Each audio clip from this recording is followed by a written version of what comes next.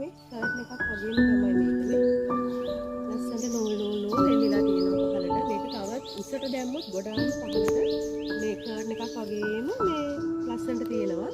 ඉතින් මේ පැල අවශ්‍ය කෙනෙක් ඉන්නවා නම් මට WhatsApp message එකක් දාලා තියන්න.